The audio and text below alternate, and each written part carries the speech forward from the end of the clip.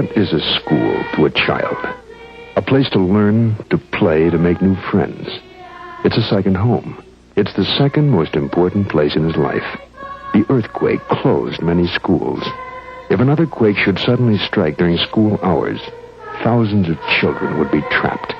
We need earthquake-safe schools. Vote yes on Proposition A.